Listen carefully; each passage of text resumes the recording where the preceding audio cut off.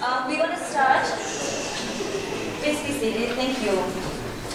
We will now begin with our second panel session. I would like to invite on stage Madam Gadi Chaling, Information Secretary for Department of Information and International Relations, to moderate the second session on the topic Situation of Tibetans, Mongols, Uyghurs, and the Case of Hong Kong.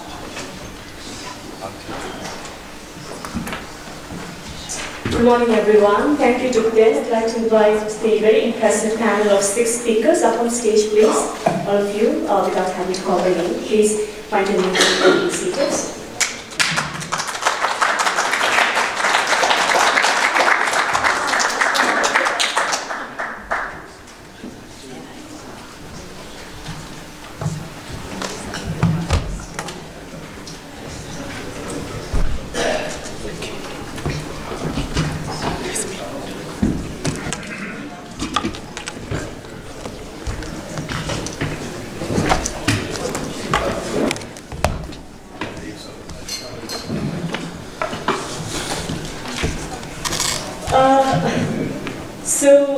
We will now move on to session 2, the topic of which is the situation in Tibet, East Kyrgyzstan, in southern Mongolia, and the case of Hong Kong. As you can see, we have speakers specializing in all these areas who have been relentlessly advocating for the rights of people in all the regions under the repressive Chinese regime. So while rights violations in China or across China is pervasive, what is alarming in today's day and time is definitely the mass internment of Uyghurs, cultural assimilation of Mongolians, and the cultural annihilation that's taking place in Tibet, where it is illegal to be Tibet, and you could be punished or penalized for just asserting your identity. So friends, without further ado, I will proceed with the panel session, and I would now first like to invite Dr. Xiao Jiang to speak about the overall developments in PRC under the CCP rule, and how and why China manages to muscle up on that global human rights stage. Dr. Xiao is a survivor of the Tiananmen Square massacre and is an independent scholar and an activist based in the UK. So over to you, Dr. Xiao. Thank you. Thank you for inviting me to this conference. I'm honored to share my research on features of China's political system inside People's Republic of China and its influence. For some scholars, Chinese government is authoritarian or totalitarian regime. China political system is autocracy, dictatorship, or party state. This definition partly interprets the features of the China political system. I think that party empire is a more suitable name, specified in the PR China Constitution, giving Chinese Communist Party paramount source of power. The party empire attempts to rule out any dissident, using end-to-end grid of social control and expand overseas with the Chinese developed model, state sovereignty and security privilege over individual rights and basic freedom. The CCP is carrying out national security and stability maintenance system to repress any human rights and pro-democracy activity. By using term China's nation, party empire of Chinese imperialism has invaded and assimilated Inner and South Mongolia, Tibet, Xinjiang, and East Kyrgyzstan. Hong Kong has been forcibly into the party empire. Chinese Communist Party use has currently ruled Hong Kong like occupation of the Tibet in mid-1950s. At the same time, referring to the repressive methods of the British colony. Moreover, the party emperor has consistently refused people in Hong Kong true universal suffrage. The Chinese Constitution contains inconsistency and contradiction, such as CCP, paramount source of the power and the people's sovereignty, the democratic dictatorship. To solve this problem, CCP has used the strategy creating up one, sealing the Vatican. For example, respect and protection of the human right has been put into the Chinese Constitution, right in the right to free speech, free press, freedom of assembling and association, freedom of the religion belief. But in reality, all human rights have been restricted and suppressed. Law as a tool of the people emperor, Chinese assembling law has been used as the legal means of repression. The cyber security law to silence online criticism. Regional ethnic autonomy law has moved towards forced assimilation into Han Chinese domination under the party emperor. All the sensitive legal cases are not independent by code, but under the authority and directly supervision under CCP. According to PRC legal codes, peaceful protest and criticize government, calling for party government transparency are charged creating a disturbance. For example, after splash ink on Xi Jinping post, Dong Xiaoqun was the first detained and then has been enforced treatment at the mental health hospital. Ilham Tohti, a Uyghur scholar critical of the government policy towards Muslim minority, has been charged with separatism and sentenced to life in prison. Religion groups outside of the Chinese Communist Party control are charged with illegal assembling or even more serious charge of terrorism. Tibetan language activity, Darcy Wang Chek has been jailed for 5 years. Shen Mengyu and other dozen labor rights activities have been forcibly disappeared after they attempt to organize an independent labor trade union. Veteran human rights defender and democracy activities such as Qin Yumin and Hu Shigen established opposition parties and initiate the Human Rights Forum have been charged subversion of state power, have spent over 20 years in prison. Human rights lawyer Wang Quanzhang has been held in Tianjin Detention Center for over 3 years without trial. Hong Kong is no exception. Over 200 peaceful protests have false criminal charge. The longest is the 7-year prison sentence.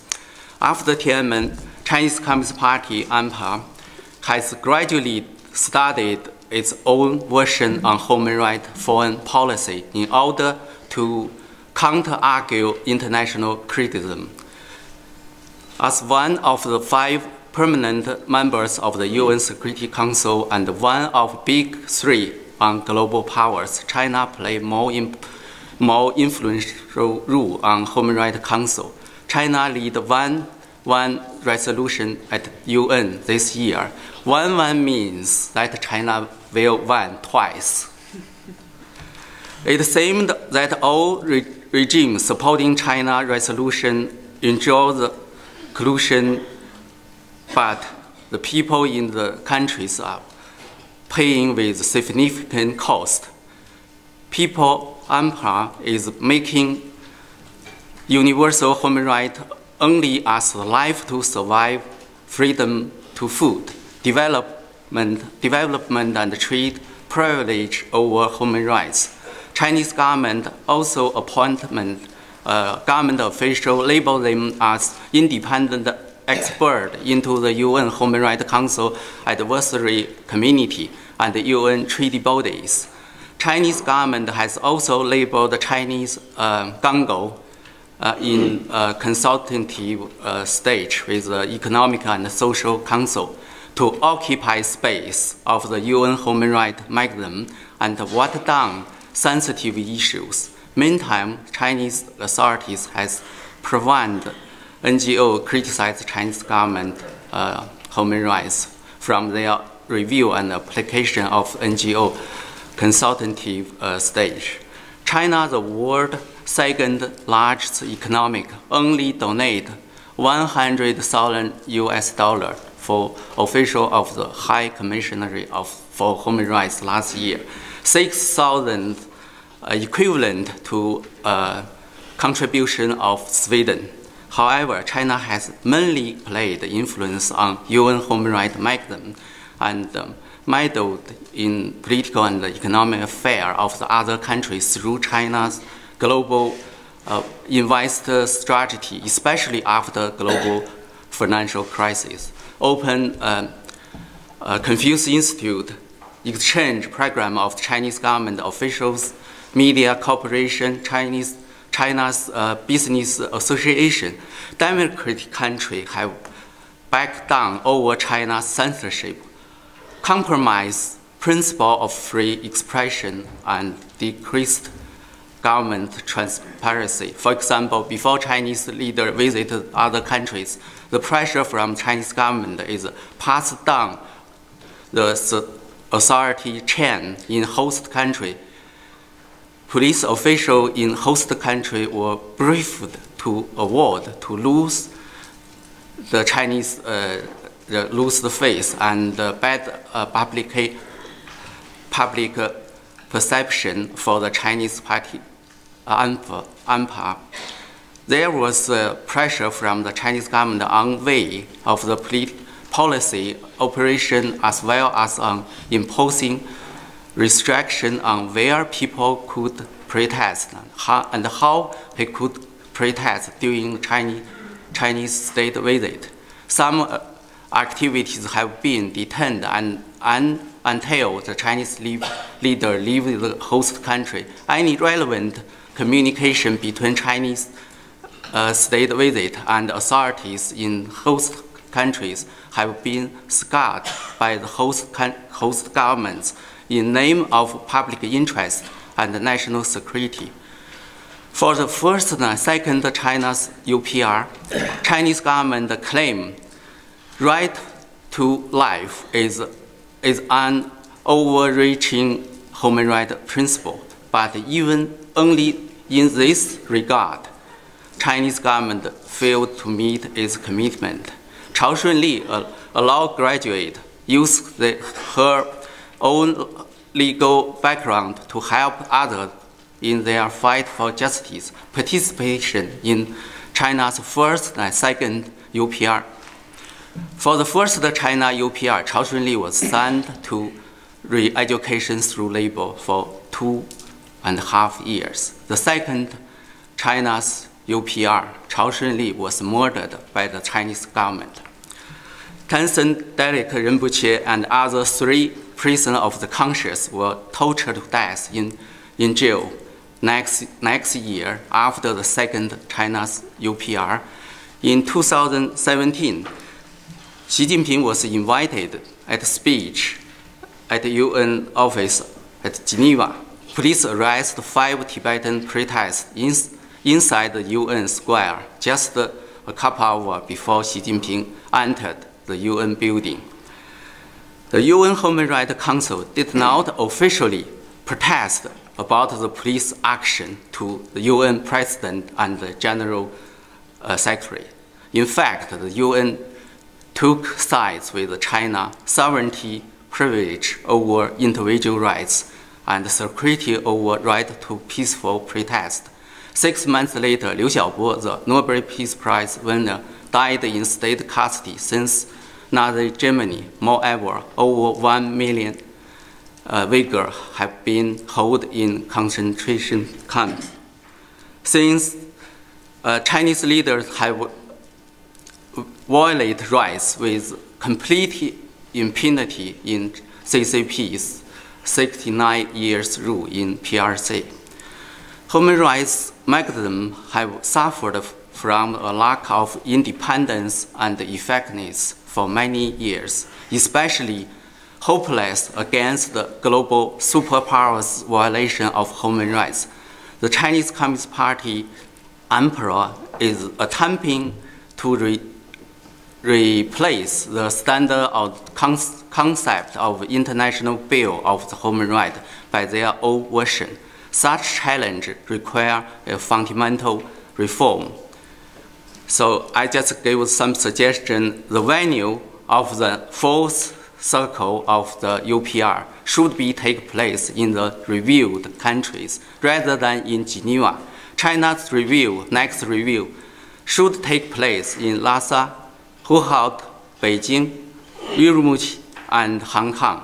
The venue should be in the sense of massacres and crackdown in 1959, 1967, 1989, 2009, and 2015, all inside concentration camps. If Chinese government refuse, China next UPR should be take place in Taipei.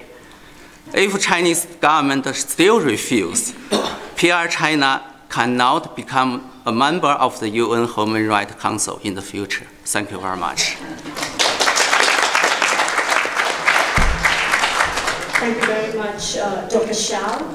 Though rights abuses or violation is rampant and relentless, I think what is again surprising is since Xi Jinping's ascension to power in 2015, China, I think, managed to move beyond defense and is now holding a more confident posture in the corridors of power, especially in the United Nations. And then your suggestion to have the next review, which will be in 2022, elsewhere, I think that's a fantastic idea, something that advocacy groups can definitely pursue in their lobby agenda, right? Yeah.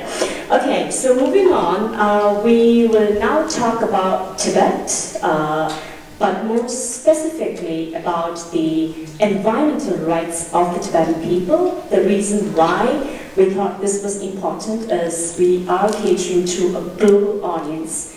And it's not just about Tibet's environment.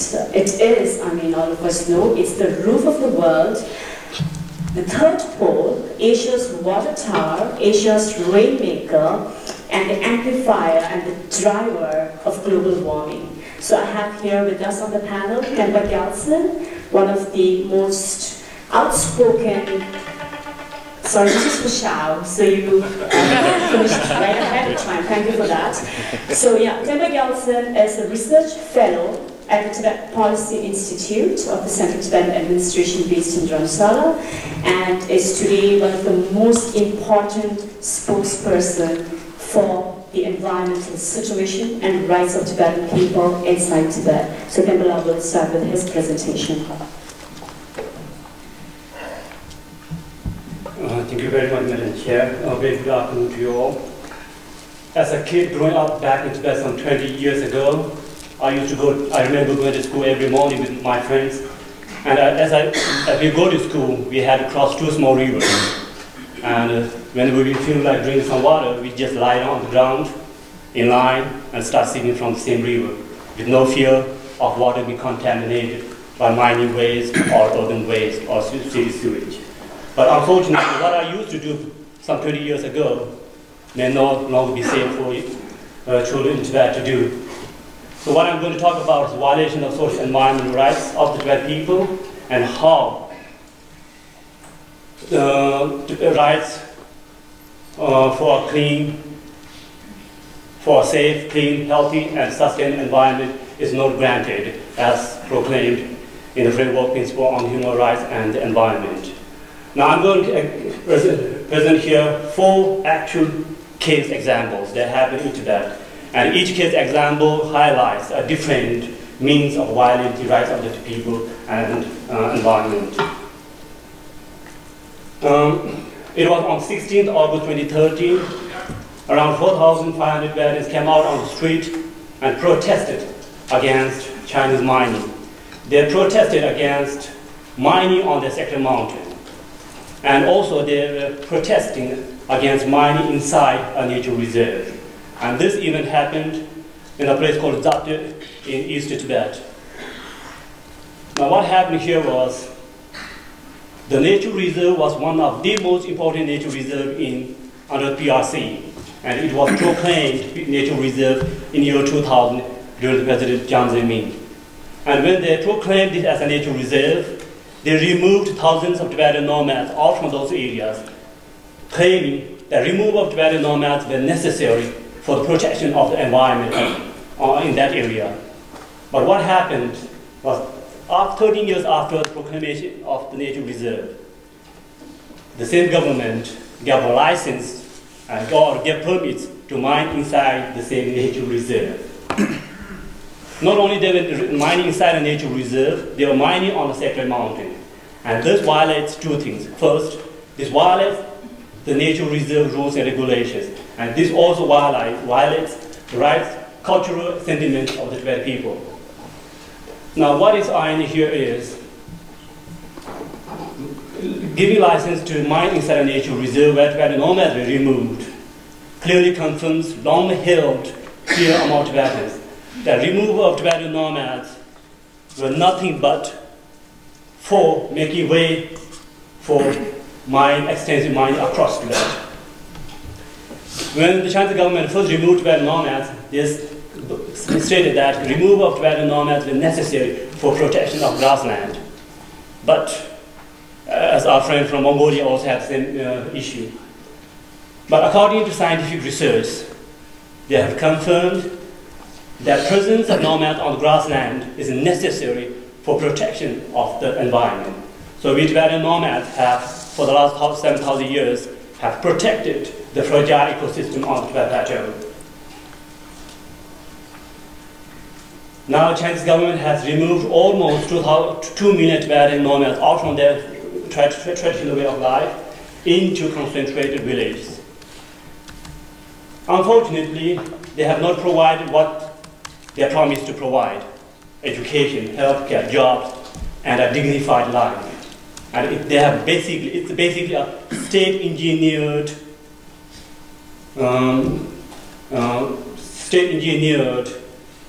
mass deprivation of rights.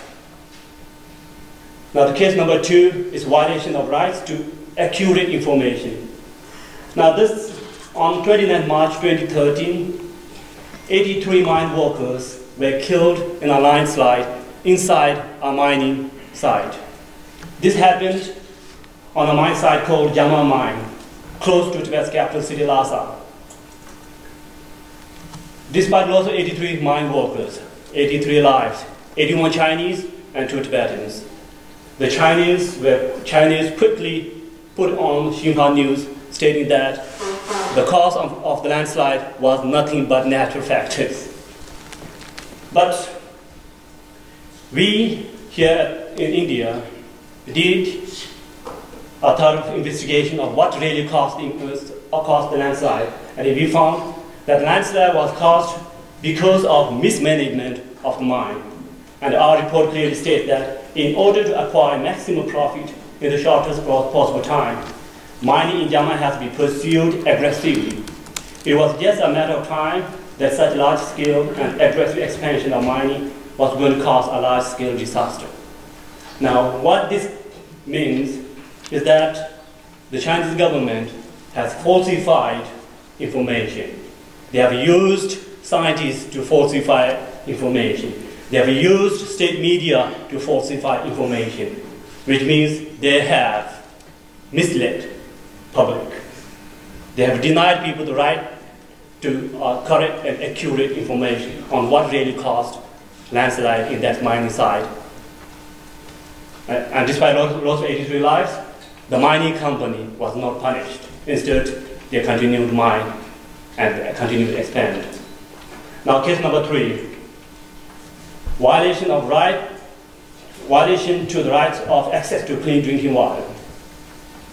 Now, this, as I mentioned in my opening statement, clean drinking water is a way of life in Tibet. Someone who is born in Tibet, we are born with clean and pure water. And that's why we got used to it. But unfortunately, on 4th May 2016, more than 100 Tibetan local Tibetans came out on the street protesting against a mining company called Ronda Lithium Co. Limited in eastern Tibet, a place called Menyang Lagang. What happened was the mining company released lithium waste into a nearby stream or a local river that people use for drinking. And that caused mass death of fish. And this is not only one-time incident. A similar incident happened back in 2013. And what the Chinese government did, as often they do, they halted. At least here, the issue was slightly better. They listened to the people and they fooled people by halting mining for a few weeks. And once people were not protesting, they allowed mining to go on again without punishing them. Now, it's important to understand that for Tibetans, as I said, for us, the best offer we give to gods is water. In Tibetan culture, we have something called water offering. If you visit any Tibetan home, you'll find water offering. It was sometime in the 12th century, an Indian Buddhist scholar who visited Tibet, he said, the purity of Tibetan river is so good that the best offer for God would be water of Tibet. And that's what we have been doing for last hundreds of years. But unfortunately, because water in Tibet begin to get polluted, we may not be able to drink, but even gods may not get those pure water that we used to offer. Now, the case number 4, violation of cultural rights. This is important. On 31st May 2016, more than 2,000 local Tibetans came out protesting against another mining on one of their sacred mountains called Gonghensari in northeastern Tibet, in Amdo, to be precise. Now, what happened here was the mining has begun on since 2012. People have been protesting since 2012, and 3 self-immolations happened because of mining in that particular area. 2 Tibetans self-immolated right on the mining site. Names given here: Tsiritundu, age 34, self-immolated on 20 November 2012. Kunchu Tsering, age 18, self-immolated on 26 November 2012. And another Tibetan self-immolated a year later, Suri Jamso, age 44, on 19 December 2013. In his will, what he stated, the agony caused by mining on the sacred mountain is too much to bear. Now, it's important to understand that there are scientific research done on the importance of Tibetan sacred mountains and the belief in the sacred mountains. That this is a field research done on one of the Tibetan sacred mountains, and it says Tibetan people's belief in the sanctity of sacred sites has greatly contributed to the environmental protection of key ecological sensitive areas. This is very true. When I was growing up as a kid in Tibet, my parents and my grandparents, they tell us not to shout or play or dirt or break branches of trees at the sacred mountains. And the sacred mountains are revered and protected at all costs. And this has protected the fragile ecosystem on the Tibet plateau. Now, it's also important to understand that, going back to one of the cases here, for the case number 1, the Chinese government sent 500 Chinese paramilitary troops to suppress 4,500 local Tibetans protesting against them. and they fired tear gas and rubber bullets. And when that happened, a Tibetan, one of the protesters, Sopo Chukdu, he stabbed himself in desperation. And this is what he said when a friend of him went to visit him in the hospital. I felt a sense of helplessness, as there was no one we could go for justice. This is why we bring these issues out here. Because people in Tibet have no one to go for justice. And people in free world have the responsibility to echo those voices.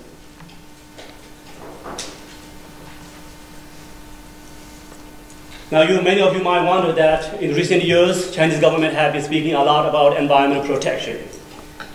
To be very honest with you, I do acknowledge that ever since President Xi Jinping came into power, he has done some contribution towards environment protection. He brought out a new environmental protection law in 2015, which was pretty good. He signed an agreement with the US to cap carbon emission by 2030, and he has been speaking a lot on environmental protection.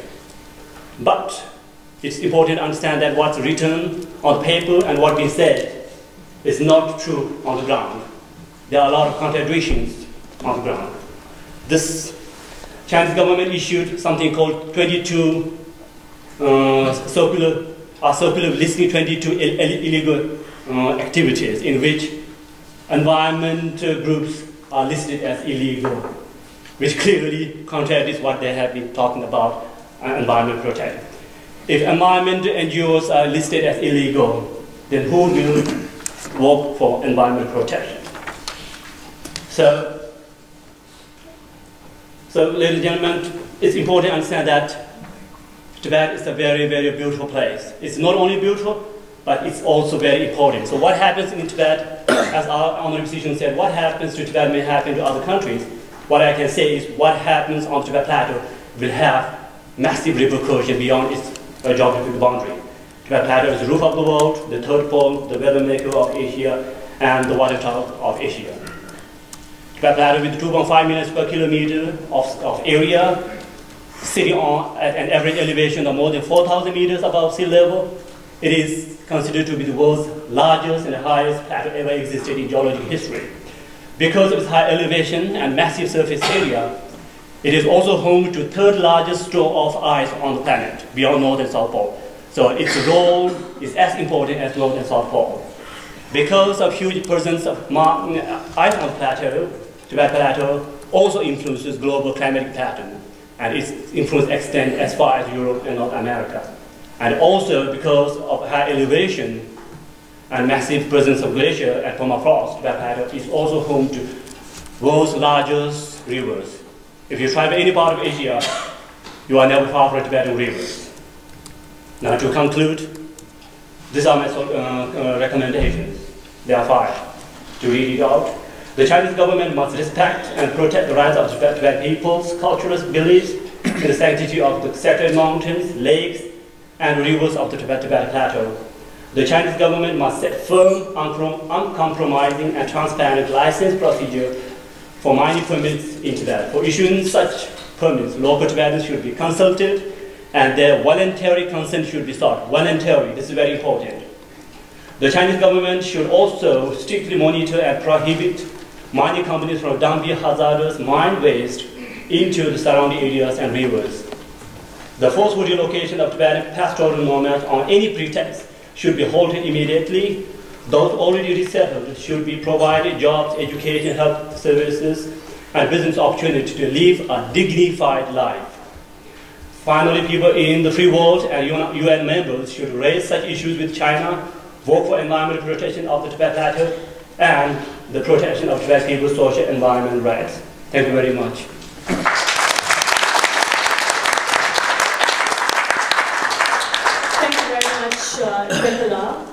For throwing enough light on the significance of the Tibetan Plateau and why the protection of the rights of the Tibetan people, in particular the environmental rights, is significant. Two things that Templar flagged, to flag the two important things. That's the Resettlement of nomads has already caught the attention of the UN, and when the then Special Rapporteur for Food, Oliver D. Schuster, visited China, he did express concerns in his report and said that and he coined the term forced eviction of the nomads. So that's for the Mongolian nomads and the Tibetan nomads as well. And he said that this is going to have severe consequences, and we're all here to see the consequences unfold. And also regarding the mining protests in Amchok on the Gonyongtari Mountain, Sacred Mountain, and the 3 self-immolations that took place, the UN Special Procedures and Mandate holders conveyed an urgent communication to China back in February 2017, and they pointed to the violent crackdown on the peaceful Tibetan protesters. So what is encouraging is that, yes, there is rights violations, but Tibetan people are at the forefront of resistance, and that's being heard loud and clear in the outside world. So Bimala, thank you very much for summarizing the essence of the environment, the significance of the environmental protest on the Tibetan plateau. We will now talk about the case of Uyghurs.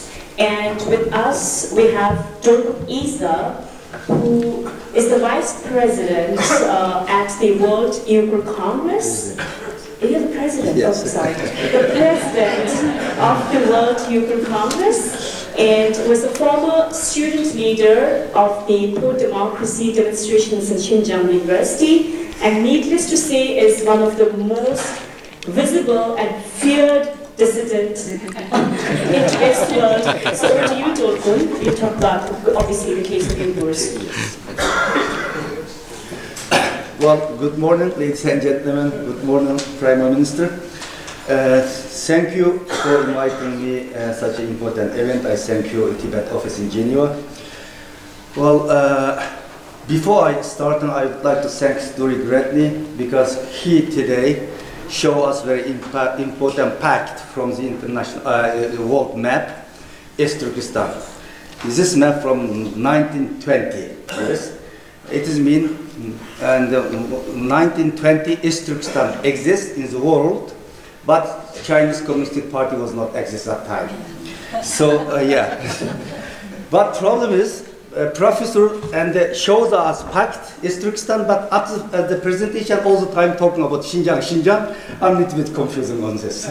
But however, it is the freedom of expression. We respect. Yeah. So so this form organized and very timely, and because the world celebrates 70th anniversary of the Universal Declaration of Human Rights, and also 20th anniversary of the Declaration of Human Rights Defender. I just came back from Paris this morning. I was attending the World Human Rights Defenders World Summit and celebrate and a couple of hundred human rights defenders in Paris for the 20th anniversary of the Human Rights Defender Declaration. Well, today, during my speech today, I will give brief overview and the situation, current situation in East Turkestan. It is a critical time for all us, Uyghurs, Tibet, Southern Mongolia, and all who long their basic right and freedom in China. Events like this are so important to encourage dialogue and understanding between our communities. No more than ever, we need to have solidarity and collective rise the terrible human rights situation under CCP. Also, China has denied us our basic right and oppressed the Uyghur people for so many years.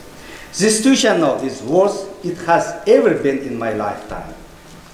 In the past 5 years, particularly since Xi Jinping has come to the power and appointed Chen Cheng-go as a party secretary in the Uyghur Autonomous region, treatment of the Uyghur has deteriorated beyond my imagination. Under Xi Jinping leadership and appointed party secretary Chen Cheng-go, most of them you know who is Chen Cheng-go. Chen Cheng-go was the party secretary in Tibet, and he used brutal way cracked on the Tibet people and he used his experiment in Tibet now and implemented in East Turkestan and the new restriction. And he really turned East Turkestan as a police state. 10,000 of new police and military personnel have been sent to the control in East Turkestan. And dense network police station, roadblocks, checkpoint, ensuring absolute control over the Uyghur in East Turkestan and Kazakh. We have also witnessed mass collection personnel data from CCTV, scanner, facial recognition software, public database, police checkpoint, and from DNA and blood samples, which analyzed using artificial intelligence and large data hubs. What once was operation and violence has turned into the international strategy by the Chinese government to undermine and erode everything about Uyghur identity that makes us unique. We are now enduring an attack on the very core of being. In the past 5 years, particularly, we have witnessed strategy of the Chinese Communist Party shift to unapologetic cultural assimilation and the social re-engineering of the Uyghur people. Everything that makes the Uyghur people unique, or language, or religion, or culture has been targeted. Young generation of the Uyghurs are being targeted particularly for indoctrination. So-called bilingual education program have for many years been undermining Uyghur language in school and forcing Uyghur students to use Mandarin Chinese. Since September 2017, just last year, the use of the Uyghur language at all levels of the education has been banned, particularly Hotan Prefecture in East Turkestan. The final phase of the Chinese attempt to totally assimilate the Uyghur people has been its most sinister. The mass arbitrary detention of the Uyghur in political indoctrination camp, some say is concentration camp, some say is indoctrination camp, some is intermediate camp, is gulag. However, it is a detention center, this is detention camps. The goal of this camp are clear: totally re-engineering and assimilate entire ethnicity to be complete to the Chinese states. Today, over 1 million Uyghur beings, maybe it is already more than 1 million Uyghur, because this estimate number is in the beginning of January. Since already 10 months passed, we heard every day new people sent to the camps, but we have never heard people coming out from the camps. So some NGO already estimates this number up to 3 million, but we don't know exact number. 1 million Uyghur people are suffering and are deprived of the basic rights. They are subjected brainwashing aim and eroding their tie to their Uyghur identity and fact torture, enforced disappearance, death if they do not cooperate. They are innocent people whose only crime was being born Uyghurs. I cannot understate the fact this had all the Uyghur community, both in diaspora and East Turkestan. Starting in April 2017, Chinese government started cutting off all communication between Uyghur in East Turkestan and the diaspora. As they are beginning rounding up thousands of Uyghurs and sending them to the camps. Like almost all the Uyghur diaspora, I lost this contact with my family around this time. For over years, I haven't been able to contact my 90-year-old fathers, my 78-year-old mother and brother and sisters. I have learned that my brothers are detained in the concentration camp, but until recently, I have received no information about my parents. Imagine the pain and frustrations knowing your family might be suffering and you cannot do anything to help them or even hear their voice. My worst fear were realized little months ago. Then I received very sad news. My mother passed away 15th of May 2018, but it is the 21st century. communication century, but I couldn't get this news nearly 1 month. I got this news nearly 24 days later. I got June 12th, but I had no idea what was happening to my mother. She was died at the camp, at home, hospital. But later time, I learned it from the international media. 78 years old and a retired woman was put in camps 1 year ago, and she was passed away in the camps. It is just an example. I had not able to talk to her over the years. I have not able to see her is over 24 years since I was forced to leave my homeland. I could not reach out and comfort my father and the brother. I still don't even know if they are still okay. My father, I have no idea. My father, he's alive or died, no idea. Today, it is, I can say, 99% Uyghur who live in exile, see Europe, United States, all around the world, have lost their contact family members. So, I emphasize all the time, when I had European leaders and the foreign ministry and the parliament member, I told, we are Uyghurs really peaceful people, nation. We are against any kind of violence. But Chinese government pressure to us to be in violence. Today, only in Europe, I believe more than 15,000 Uyghur living in the European country. Can you imagine, in the more than 10,000, 15,000 people cannot hear the voice of family member. They cannot stop thinking to the family. No news from them. I can say all the Uyghur who live in Europe today have a psychological problem. Really. And one day, if the world still silence like today's, and because World Uyghur Congress, we trying to convince the people avoid from violence. But sometimes we are really under the attack, under the pressure from some or community. You talking all the time, not violent, peaceful way, but nobody listen to your voice. No result, you know. So if situations going on, maybe one day, one Uyghur attacks the Chinese consulate, maybe attacks some Chinese diplomat, because psychological problem we all have. I personally maybe sometimes have a personal, because I lost my mother. I don't have enough idea. My father is still alive or died. Everything will be possible. So that's why. So all the time I talk. It is a European country, Western country, the world should have some responsibility. Should be take this point. Take attention. Today, Chinese government is even trying to control any belief on the not only today, on the afterlife as well. With the new restrictive law establishing state control over every aspect in peaceful religious practice. Praying at home, holding private schools, attending mosque, teaching children the spirit of Islam, all considered illegal for the Uyghurs today.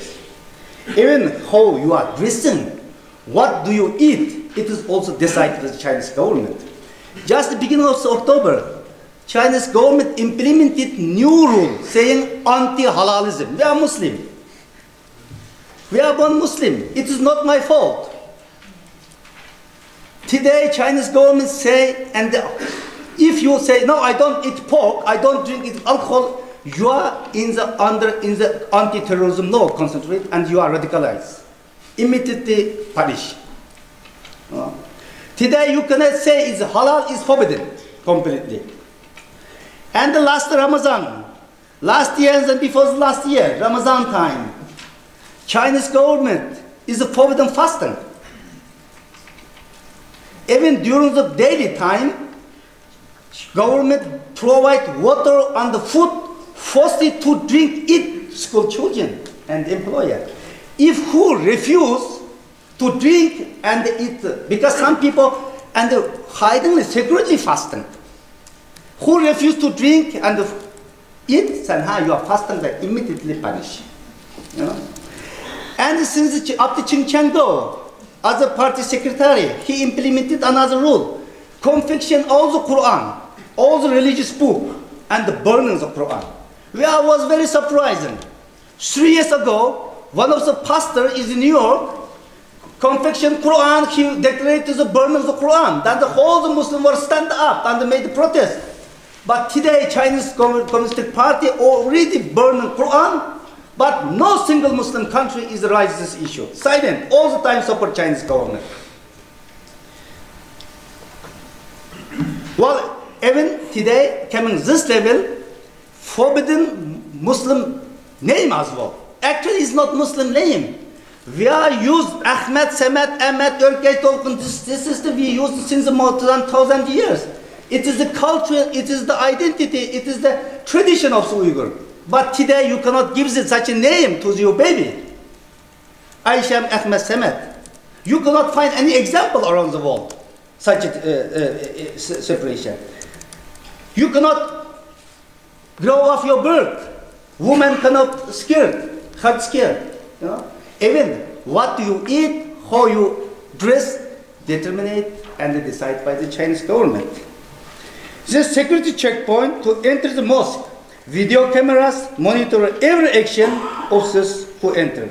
All imams must be approved by the CCP and who are appointed due to their loyalty to the Chinese Communist Party.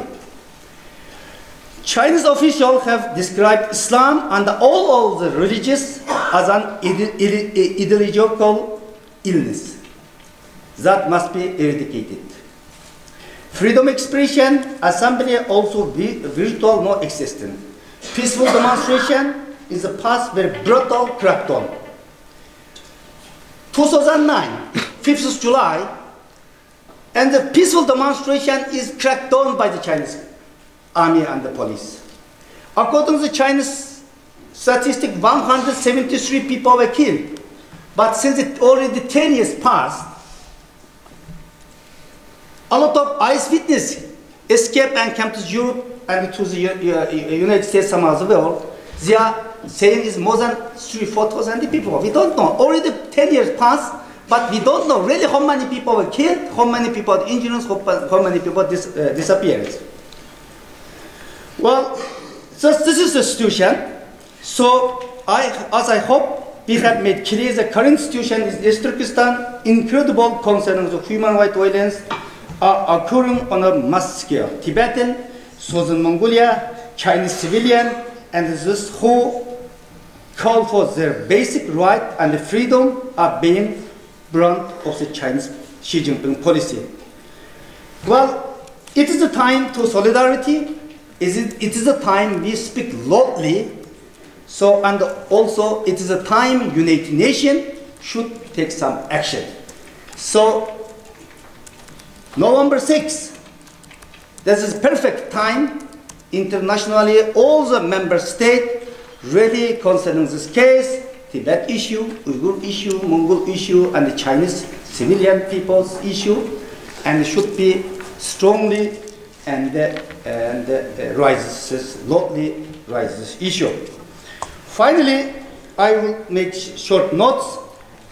November 6th and the next week, during the review on China, UPR, and the Uyghurs, Tibetan, Mongol, Taiwanese, and the Vietnamese, and all the Uyghur, and the peoples who under CCP, we are gathering and holding mass demonstration in front of the UN, in front of the broken chair. So we are invited you, we are happy if you join us, and it is also good chance we speak loudly and we show our solidarity. Thank you very much.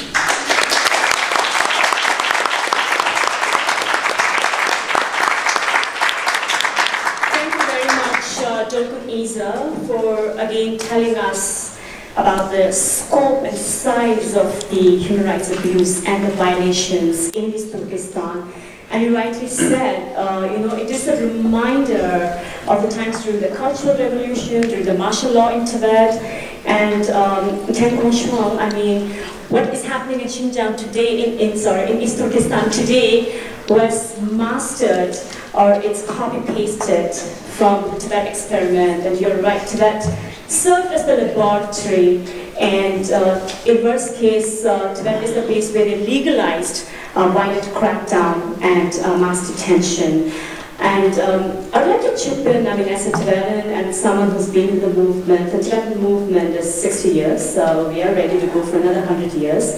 And one thing that has sustained us or made it a success story, I think, is that commitment, is our unfaltering commitment to non-violence. And I do understand your emotions, do understand your sentiments, but one thing I would like to really reiterate is the constant advice by His Holiness the Dalai Lama, the champion of non-violence, who has said that non-violence does not mean passivity, it's not weakness, it's not cowardice, it's courage. And non-violence is the most pragmatic way forward and is bound to have a successful ending. So with that, we will now go on to the next speaker, who will speak on the Mongolian issue, Temsiltu, who is the partisan leader of the Mongolian student movement and heads the Southern Mongolian Congress based in Germany. So Temsiltu will speak in Chinese, and Paul Shuang, who is one of the Asia coordinators for International Tibet Network, will provide simultaneous translation. So Paul Shuang will be here, Temsiltu to speak from the dais.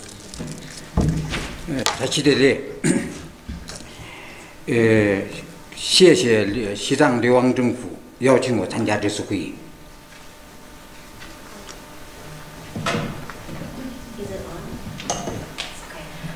Just to say hello everyone, I'm very thankful for the Central Tibetan Administration for inviting me to this forum. 我希望呢，这个西藏流亡政府能够早日结束流亡，回到西藏，使我有机会能够参加你们国泰民安的会议，做一个朋友。还有呢，我希望在布达拉宫朝拜尊者达赖喇嘛。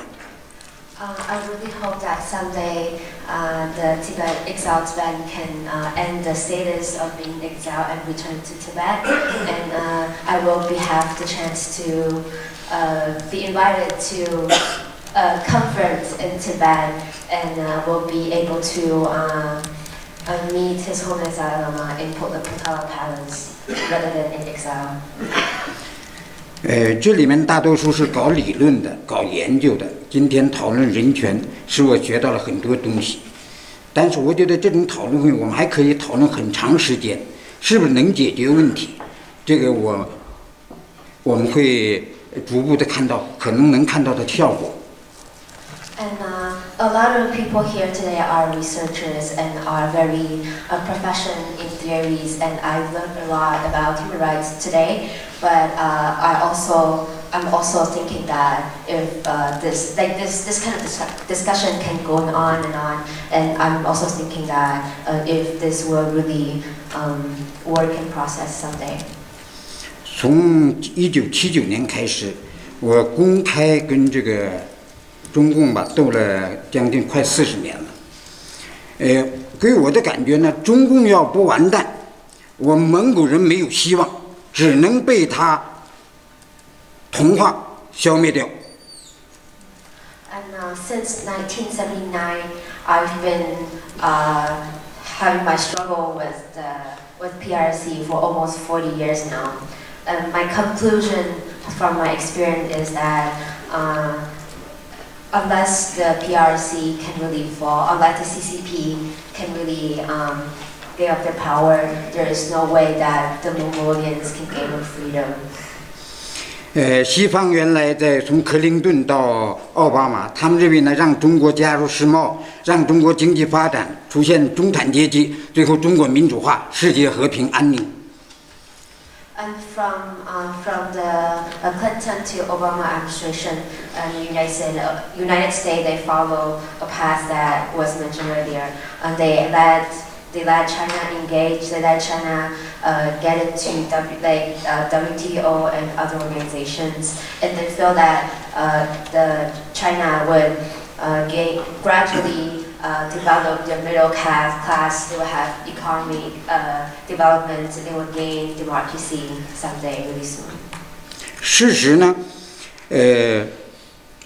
这个中共不仅没有改变，而且它通过经济发展以后呢，实力扩张以后要控制世界。But the truth is, it's not like PRC doesn't change themselves at all, but they instead try to control the world and change the world. 所以中共是对我们蒙古人、维吾尔人、西藏人实行的野蛮的殖民统治，它就是要灭亡我们。And so what China has done to us Mongolian, Tibetans, and Uyghur people are actually brutal colonization, and the only purpose that they are doing this is to assimilate us and make us part of Chinese. 我原来也希望中国能够放下屠刀，立地成佛。I used to hope that China would give up their bloody knife and try to make peace with us. 但是呢，中国是一个不讲信义的民族，他逼着西藏人59年签了这个51年签了这个17条。完了，跟英国人又签了这个香港回归的这个中英声明，说50年不变，20年就变卦了。And we can see that Chinese government don't keep their promise at all. 1951, they've signed the 17 points agreements with Tibetan government, and after that, they've signed the agreement on hand back to Hong Kong with the British government. And they said that the political system would not change in 50 years, but as we can see, it's already changed just in 20 years. 所以有人说呀，跟这个流氓打交道，绅士总是吃亏。中国是一个野蛮的流氓国。And we all said that you can't gain anything from by bargaining with a gangster, and China is a gangster nation. 我为什么这样讲？因为我们蒙古人呢是第一个内蒙自治区，47年成立的。中共当时保证我们要在自己土地上当家做主，过幸福生活。The reason I'm saying these things about it is because in South Mongolia we have the first autonomous region in PRC. It's established, the Inner Mongolia autonomous region established in 1947.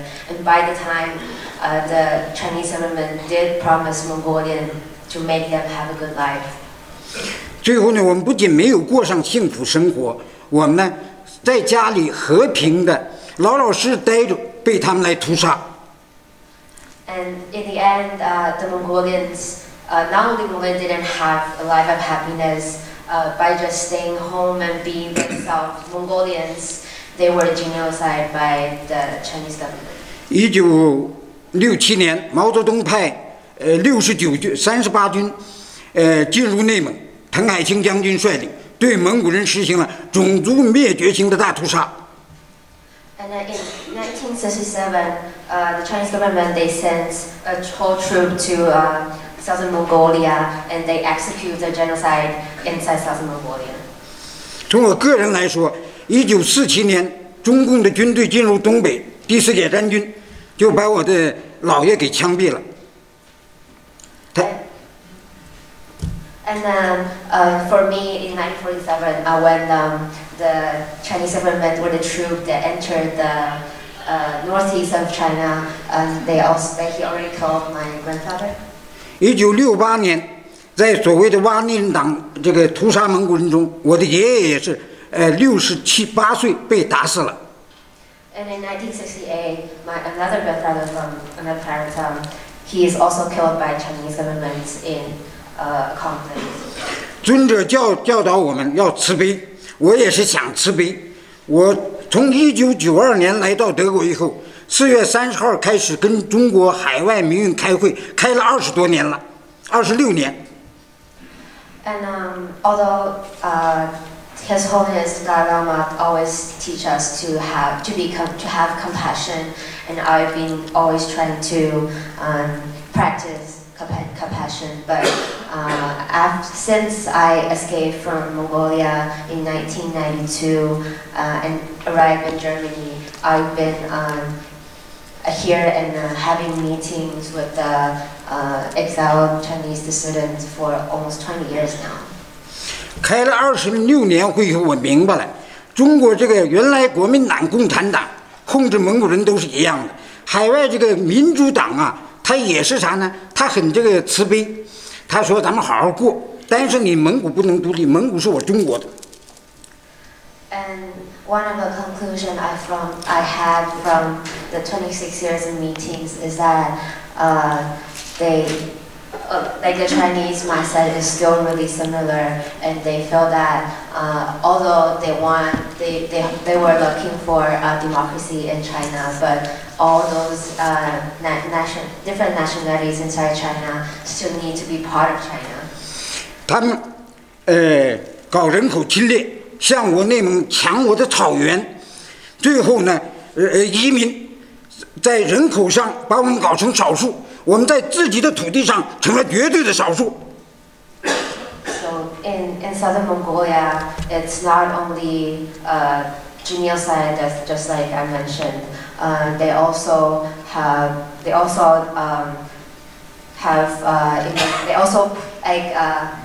occupy our lands, our own grasslands, and also they have put a lot of Han Chinese immigration into South Mongolia and make Mongolian minorities on their own homeland. 他们通过他们的武装占领我们的草原，变成汉人的农家良田，使我们蒙古人子孙后代将来没有立足之地。And through armed force, they have put a lot of lands that used to pasture land for Mongolian nomads into farms of Han Chinese farmers, and this eventually would make our offerings of Mongolian have no land to stand on the homeland. 他们把我们的草原，刚开始通过开荒种地，后来通过开矿，最后呢变成沙化、沙尘暴。And so the grasslands they've turned the grassland into farms, and sometimes they turn it into they put it into minings. So eventually, all these like development and construction results in desertifications and make all the land into deserts. 我们草原的蓝天白云，他们呢破坏了以后，最后搞成雾霾，我们见不到自己的蓝天。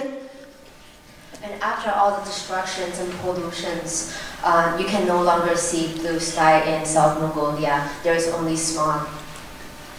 所以我们呢跟中国人一块儿走，我们只有完蛋的一条路，灭亡的一条路。他们要让我们当中华民族，让我们成吉思汗子孙当炎黄子孙，这是我们会奋斗到底，我们不会认这个命。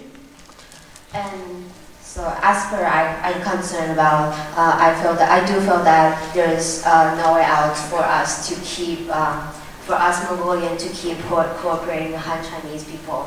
And there's really no way out for us if we keep this and to keep ourselves be part of China.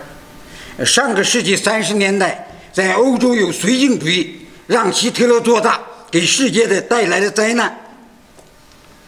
And in the last century, we can see that the appeasement atmosphere in Europe has caused Hitler and the Nazi Germany getting stronger and stronger.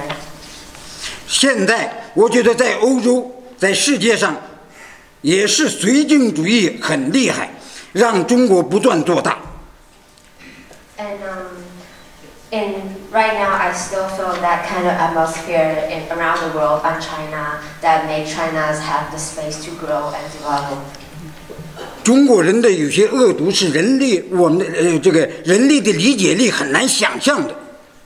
And some of the really evil doings from Chinese people to others is really like beyond our imagination.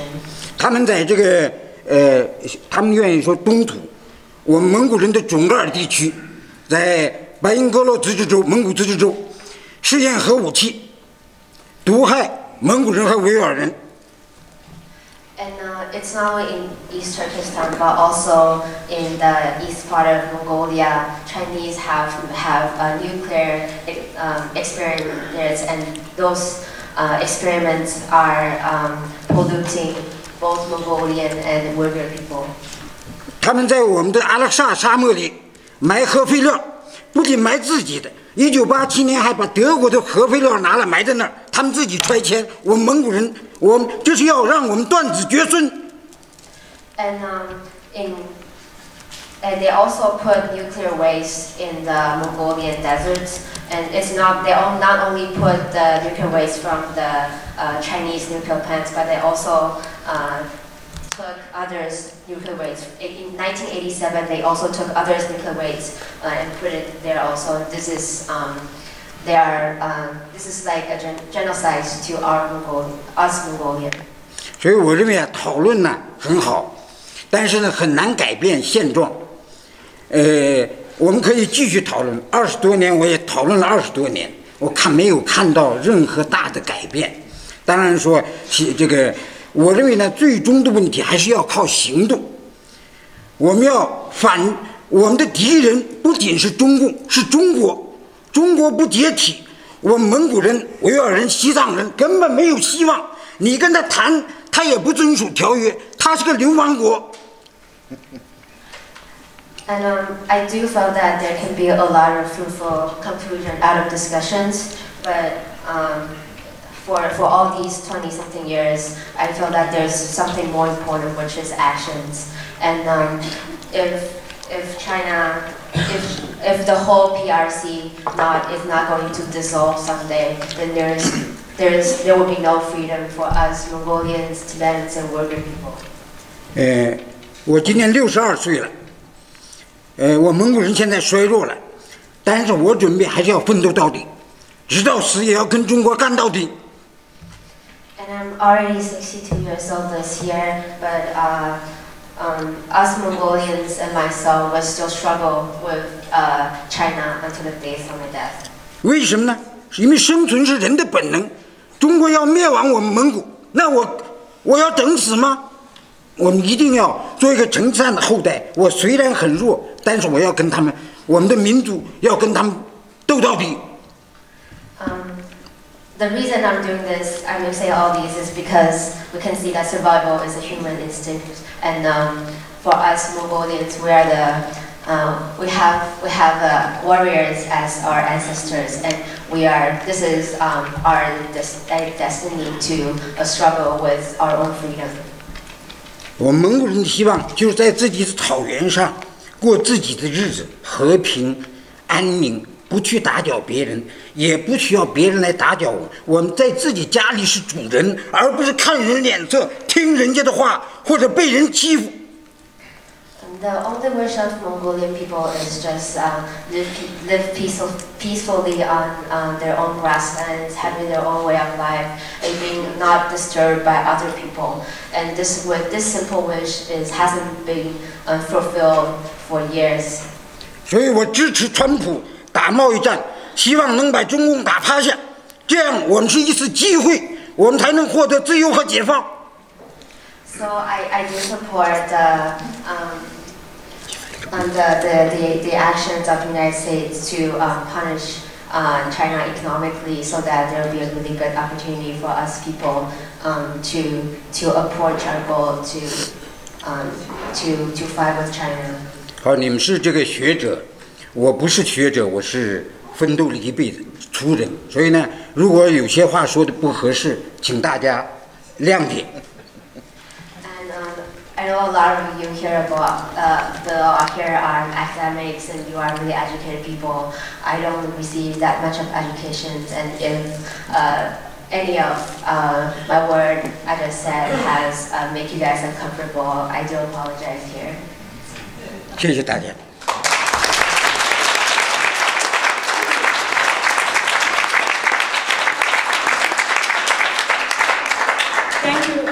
Thank you very much, Tensil to Subichur. You're very right. I mean, apart from the racial discrimination that's rampant and pervasive across southern Mongolia, it is also noteworthy that Inner Mongolia actually serves as a model for China's policy of assimilation. So it helps to further their assimilationist agenda, which is now replicated in Tibet and in East Turkestan as well. So the case of Southern Mongolia is also a glaring case of the level of rights violation that China can make against people in regions under their rule. And I think with the Inner Mongolia, obviously, they have not just been outnumbered, but then, as I said in the beginning of the introduction, cultural assimilation and annihilation. I think these are the two key words. And I think we still have East Turkestan and Tibet, and ensure that such kind of assimilation does not take place in Tibet and East Turkestan. So Tensil is one of the senior-most speaker, participant in this room, and to see that level of energy and commitment in his work, I think it's truly inspiring for every one of us in this room. So thank you, and thank you, Feng Shuang, for the very, very effective translation. I guess doing a simultaneous translation is going to be a tough thing, but she's been on it for years at International Press Network, so thank you, Feng Shuang. So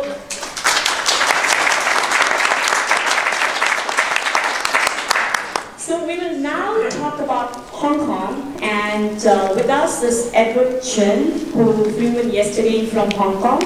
He is the convener for Hong Kong 2047 Monitor, and is a commentator on financial and political affairs as well. So Edward's presentation will throw up some important pointers for discussion, because Hong Kong actually tells us about China's commitment or lack thereof to its own promises, agreements, and to its own commitments. So I will now give it over to Edward.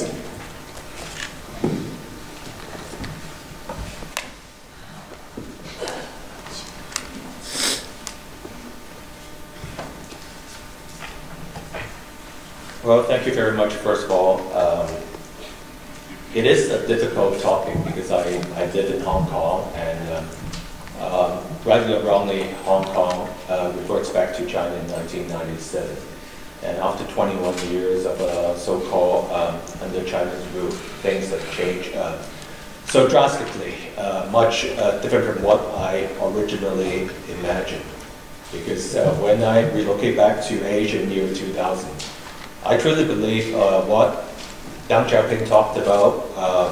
You could still have a horse racing and dancing of sorts, but things have changed, especially in the last 6 years. I left in 1984 when the joint declaration was signed, and then Margaret Thatcher fell. I think near in Beijing, right? Like almost fell. It was a year when a lot of people think, hey, should we trust the CCP? And a lot of families, they move overseas, mostly Canada. And for the last count, I think there are approximately over 600,000 Hong Kongers with Canadian passports. And in 1989, Tiananmen came. When Wu Kai-shi went to U of T, I was one of the volunteers who supported the cause because I was watching it on CNN. I just graduated from university. So as a former banker and also hedge fund expert, but also now I spend more time in humanitarian and also commentating on Hong Kong local issues. I see right now being a Hong Konger, it's quite difficult because I used the topic of the dying of Hong Kong, and I had this presentation in Taipei just 3 weeks ago, but I'm going to make it short since we got 15 minutes, right? So the dying of Hong Kong, how it resembles the 17-point treaty with Tibet versus the Joint Declaration. This is something I guess I want to look into. Now, Hong Kong, is it the next Tibet? That's one question.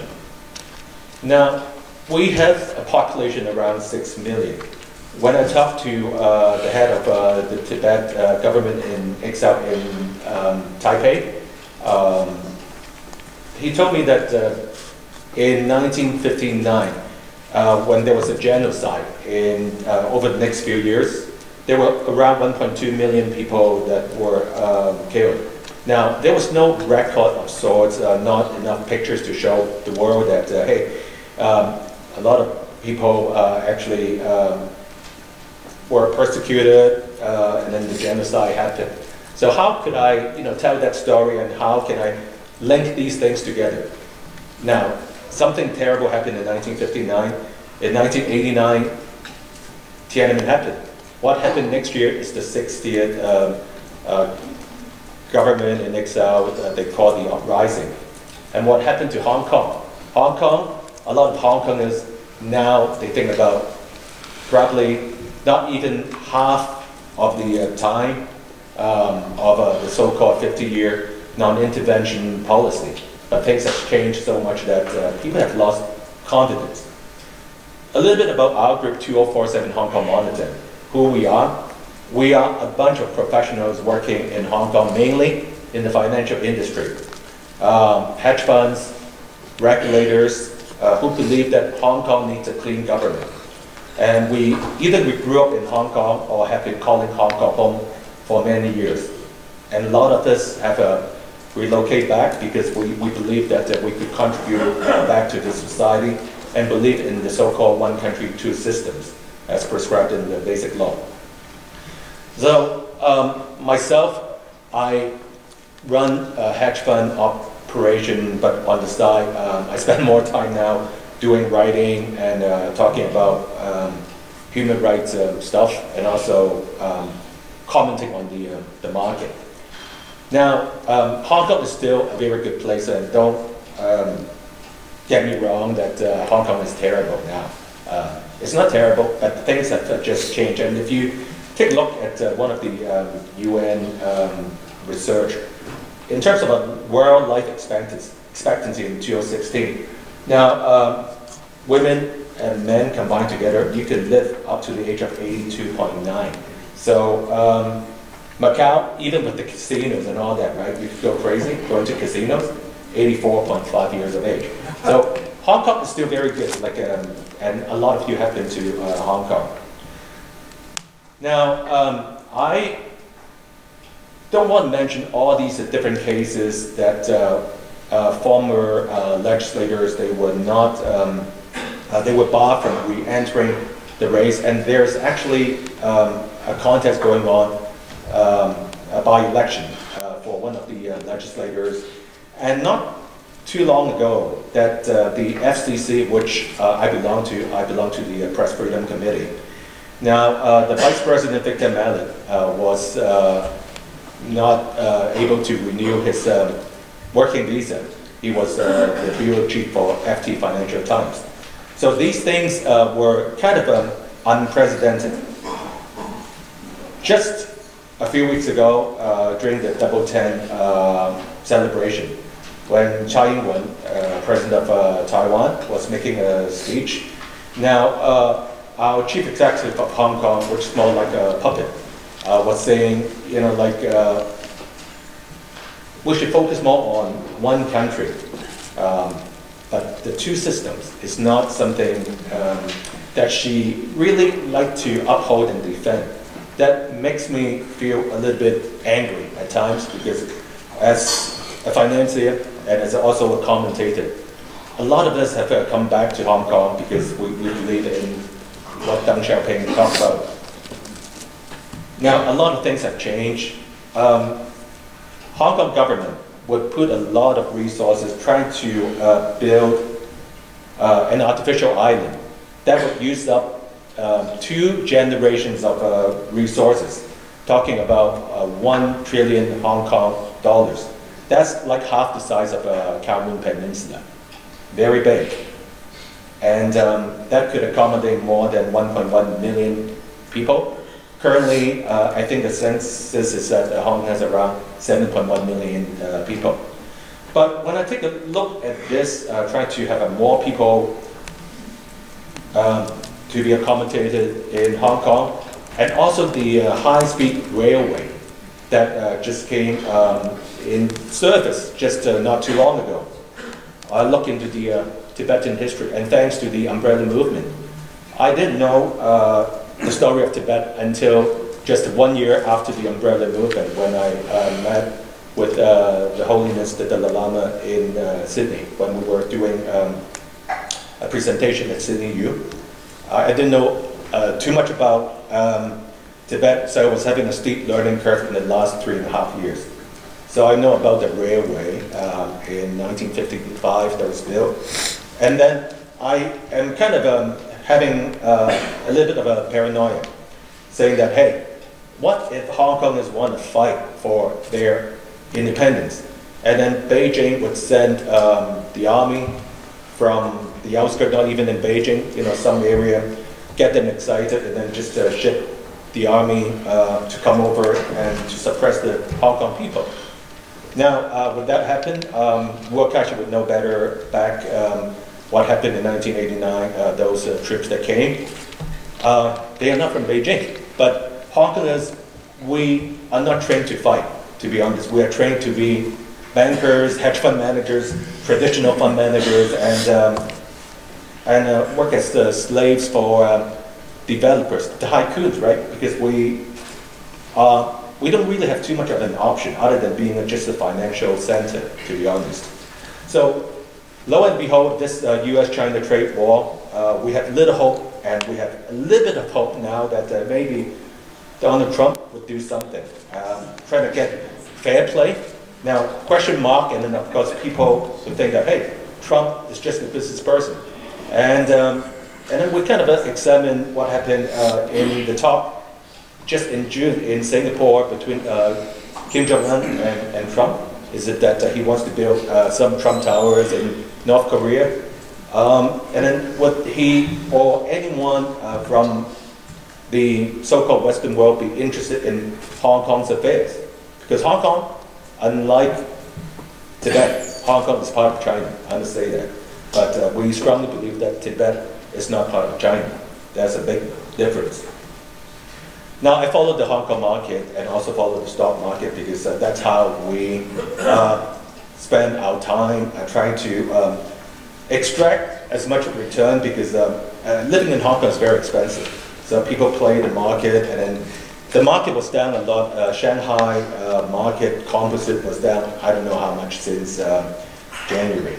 But then it was not a good time right now.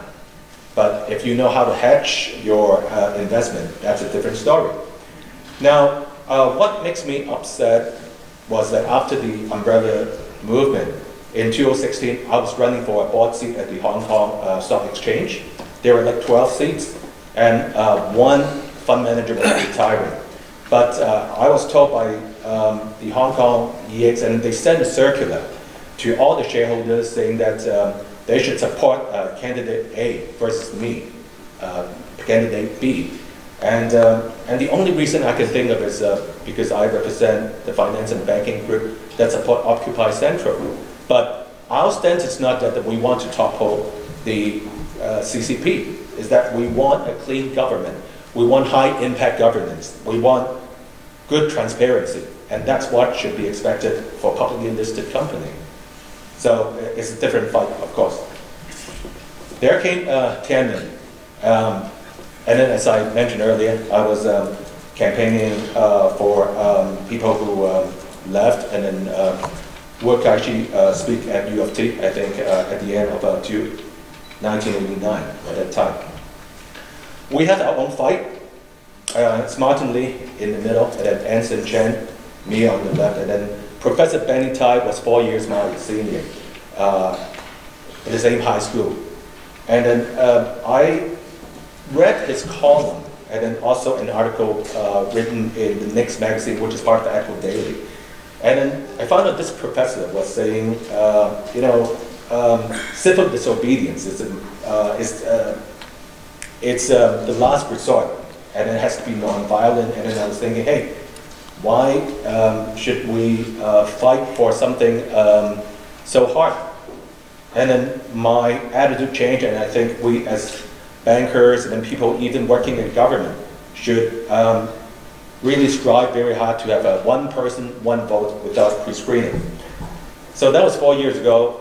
That was a younger version of Joshua Wong, still a teenager at that time. And then there came the Occupy, September 28th, and it lasted for 79 days. Now, Occupy finished in December 2014, and no more Occupy. We changed the name of our group, Finance and Banking Group that support Occupy Central, to 2047 Hong Kong Monitor. We invite people from different consulates and also people from the academia to form this bigger group. And then we wrote actually a letter to Xi Jinping and published in FT, New York Times, I think, and some other publications, which is the 10th request to the Chinese Communist Party, saying that Xi Jinping should uphold the one country, two systems as prescribed in the Basic Law, and on to what Deng Xiaoping talked about, because we saw things have twisted quite a bit. Now this is like the banker's wish, so-called 香港人对中国共产党的十个诉求. Now my Mandarin is bad. I speak Cantonese. I try my best. I know most people speak Mandarin here. So lo and behold, let's move very quickly. Winnie the Pooh, of course, is blacklisted in China. And we got 29 years left before 2047. That's why we changed the name to 2047 Hong Kong Monitor, back after the umbrella movement finishes. So how do we let more people know about the situation in Tibet? And then after meeting up with the Holiness the Dalai Lama, we have some people from Taiwan who live in Hong Kong, and then we were saying, hey, maybe it's good to mention the Joint Declaration of 1989, how it was compared with 1951, with the 70-point agreement, the similarities meaning other than diplomacy and military, the CCP would not interfere with what we do, right? But then the spokesperson from CCP would say, hey, the Sino-British Joint Declaration of Hong Kong has no longer any realistic meaning. They always say things like that. So we study more and more, and it's difficult to talk about Tibet in Hong Kong. And then whenever we have meeting, there were a few meetings that was dedicated to Tibet. The Dai Gong Bo, right? I don't know how to say it in Mandarin. Dai Gong Ba. I don't know where they are here. Yeah, they will write something very nasty, and then they will say, hey, things that you can think of. Just twisted the story. And there was also a movie on self-immolation, since some of you talk about self-immolation. It's called 10 Years, and it was shown at the FCC. There was one out of the 5 different episodes talk about what we have our own self-immolation in Hong Kong coming soon. I hope not. A lot of people, they prefer to leave than fight. But how to fight? Relying on Trump, or do we have to speak up? And I have a few possibilities, which I'm going to talk about in the next few slides. Now, it's important to talk about, for some of us in Hong Kong, not a lot of people think about the Tibet situation. They know there's mineral water called 5100 Tibet mineral right? It's a listed company, and then they make a lot of money out of the Tibetan people, which I hate to admit. But then linking the story and also understanding how they work. We'll casually talk about them as bandits. We don't say that. We say triads. But then, you know, like, are they really that bad? And as a Christian, I say, hey, if Trump can talk to, you know, like Kim Jong-un, maybe he would get converted to Christianity one day, right? All these 7 guys here, you know, we pray, right? But then, again, we're looking for miracles. And also we are looking for pictures as well, what happened in 1959, and maybe Dr. Sangye can help me later on as a journalist and also commentator. I need more pictures about what happened, because the 60th uprising, and then it's difficult to talk about this in Hong Kong. And then, lo and behold, we had this movie called 10 Years, and it was really good to you know, find the linchpin, so to speak. Yes, some of us know about the Midway approach, but then people care about, you know, like how much of their bank account was hurt because of this so-called U.S.-China trade war. And then there's also the Hong Kong Policy Act, which is a 1992 act enacted by the U.S. Congress, saying Hong Kong is separate from China for matters concerning trade. Now, a lot of you mentioned about Mike Pence's speech at the Hudson Institute, and well, can Xi Jinping rule China for life? You know, big question mark. And then, you know, looking at you know, the Tala Palace, Hong Kong, and then the death of Hong Kong, and then the holiness. I know we as human beings, you know, we all have one world, same humanity. You know, like how can we let the whole world know about the Tibetan situation, the Hong Kong situation, and then China, whether they keep their promise. It's an uphill battle, but I won't give up yet. We are not trained as fighters from a military sense, but I think we all have hope. So keeping hope alive is important as Hong Kong. Thank you very much.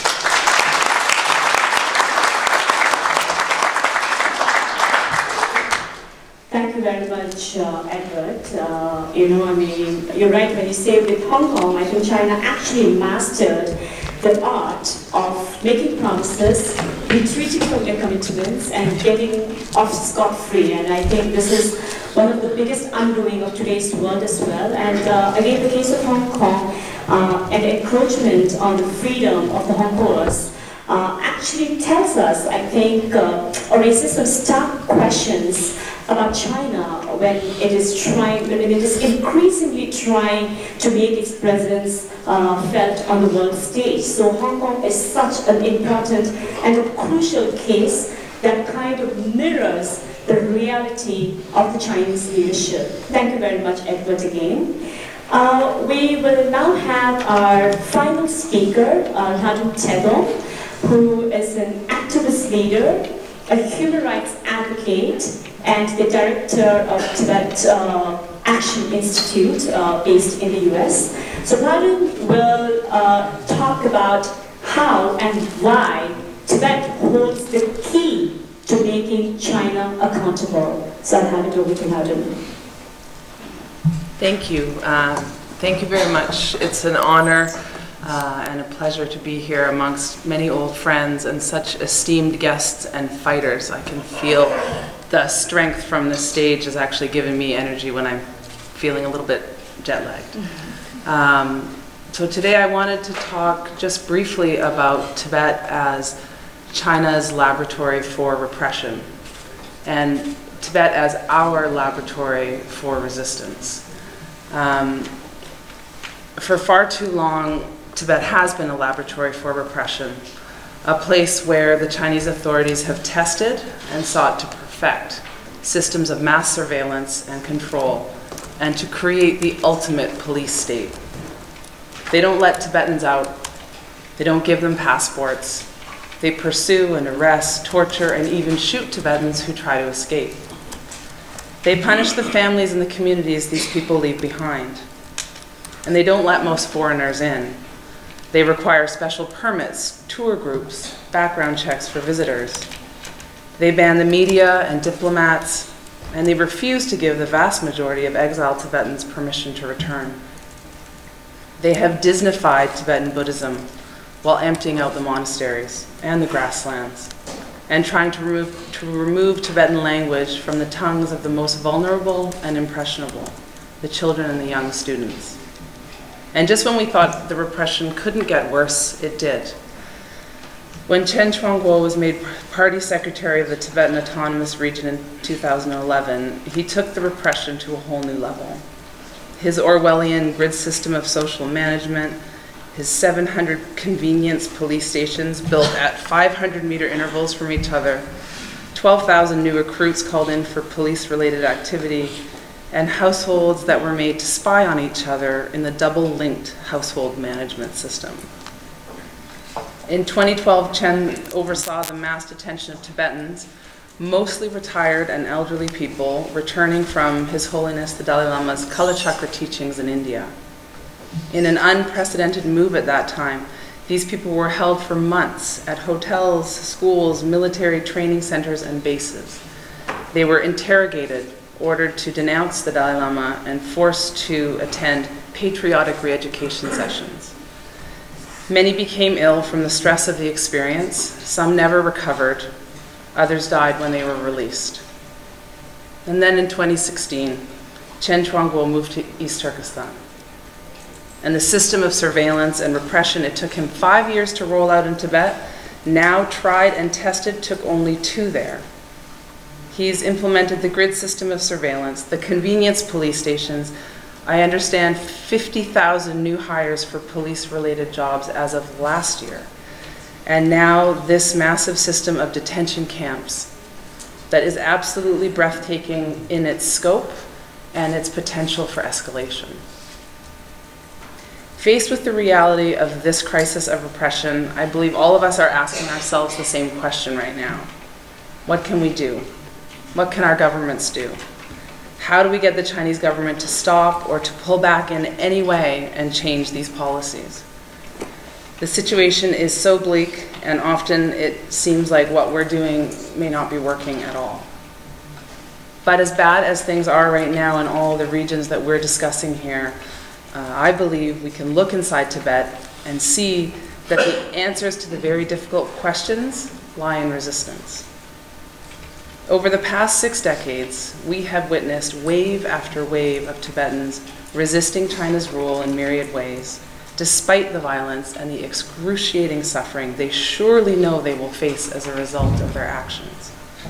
In March 2008, across all 3 historical provinces of Tibet, Utsang, Amdo, Kham, which on the map today that China has redrawn means both the Tibetan Autonomous Region and the vast areas outside of the TAR, which have been incorporated into Qinghai, Gansu, and Sichuan. We saw a new generation of Tibetans raised entirely within the Chinese system, with no memory of an independent Tibet, risk everything to come into the streets, to demand their freedom, to demand an end to Chinese rule, and to call for the return of His Holiness the Dalai Lama.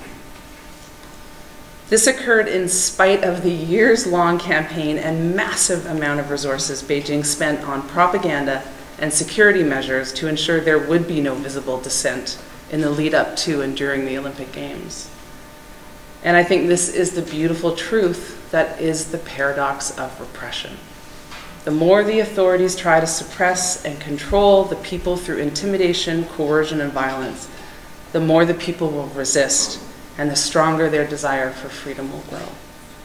We have seen this to be true time and time again in Tibet and in the other places that now China controls, rules, Hong Kong more recently. Even today, in spite of the wave of violence and repression brought to Tibet since the 2008 uprising, Tibetans continue to resist and to challenge Chinese rule. Whether promoting traditional livelihoods, defending language and land rights, working to stop destructive resource extraction projects, Tibetans are advancing the struggle for rights and freedom through creative and organized nonviolent action. And so as much as Tibet has been a laboratory for repression all these years, it's also been the laboratory for resistance. One where Tibetans are constantly testing out new strategies and tactics of defiance and resistance, and they are doing it against all odds in a place where there is virtually no political space to move or even breathe. And this is where I want to draw attention to the Freedom House reports again. You know, you really have to look at the list by aggregate score and see Tibet there year after year as a place. Syria -1, Tibet 1, and then North Korea, Western Sahara, South Sudan. Year after year, you know, Tibet there with a -1 next to. I think many people don't realize how bad the situation is, how little space there is for anything. But yet the people continue. So in seeking answers to hold China accountable, I think the international community must take its lead from Tibetans. Over the past 2 decades, Beijing has successfully muted criticism of its human rights record and derailed momentum and support for Tibet from world leaders and national governments through a lethal combination of sharp and soft power. They've taken open debate and discussion of China's rights transgressions out of the spotlight and into back rooms where our governments are led in circles of fruitless talks by their Chinese counterparts. One by one, they've picked off some of the most powerful nations and leaders on earth through brash bully tactics meant to punish and isolate any who meet His Holiness or who show open support for Tibet. And as these strategies have worked, Chinese leaders have been emboldened. They have become more brazen.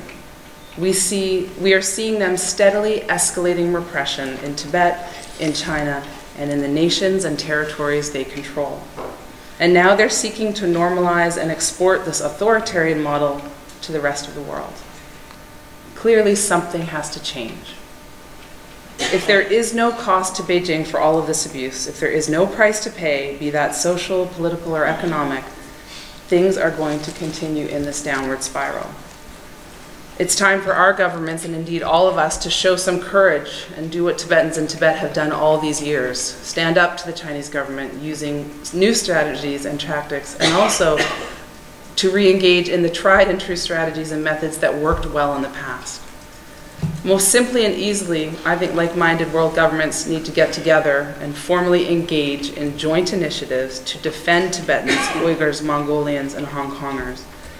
They should return to publicly meeting His Holiness the Dalai Lama. They should also meet with the President of the Central Tibetan Administration, Dr.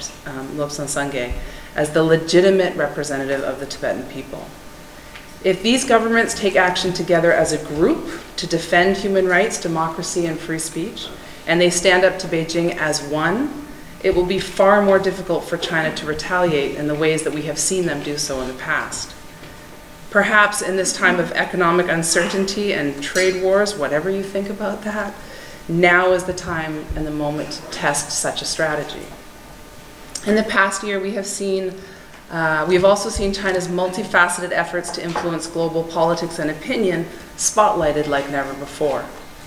The spike in awareness of Beijing's attempts to bend all of our thinking to their authoritarian worldview has created favorable conditions for us to campaign and to challenge and block China's efforts to infiltrate our free and open societies with insidious soft power programs like Confucius Institutes.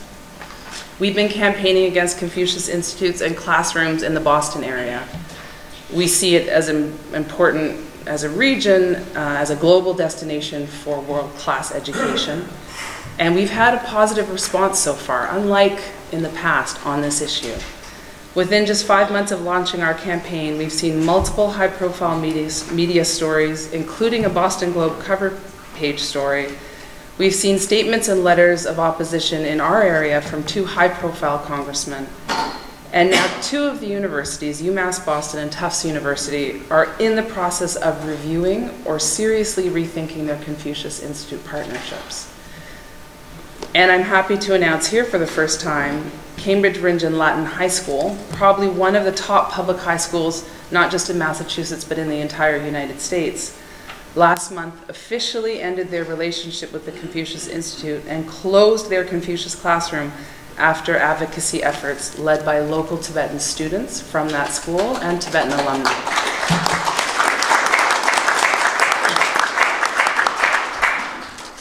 At the same time, there is great strategic opportunity to target China's attempts to normalize and export its draconian censorship and surveillance policies. We need to unite and challenge Google and other tech giants like Apple and Facebook, who are playing into Beijing's plan to undermine global human rights norms by arguing that their moves to engage in censorship in China are nothing more than a business necessity in order for them to respect local laws. There must be a cost to them and to China for taking us all down this dark road. And there is a rising interest in a campaign like this amongst diverse groups of NGOs, activists, technologists, and others, and many people here today, representing such a diverse array of groups and interests. We all can play a role in making such a campaign, which is incredibly relevant and timely, very potent and effective. Finally, in closing, I just want to bring us back to Tibet as a laboratory for resistance that we can all learn from. I think if 6 million Tibetans, armed only with their Buddhist faith and desire for freedom, can time and time again stand up to one of the most populous, powerful, and violent nations on earth, then can we not do more?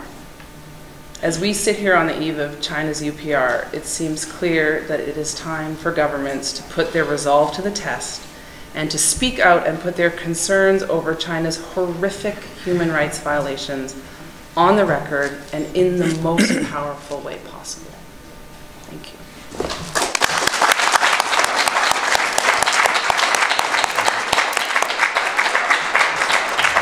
Thank you very much, Harun, for really highlighting the Tibetan resistance on the ground that's been going on for 60 years. Yes, Tibetans are preserving their identity and Tibetanness and have continued to put China's rule to test.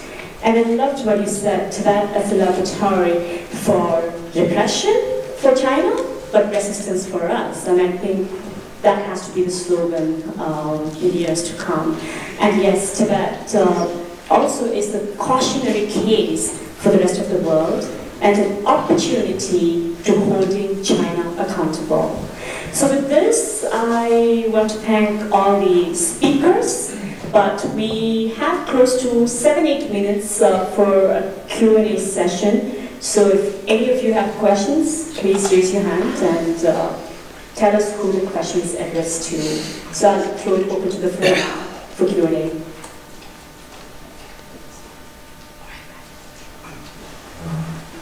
Yes, hello, Kaiser from Bank for Tibet. I've got a question regarding the comparison Tibet, East Turkestan.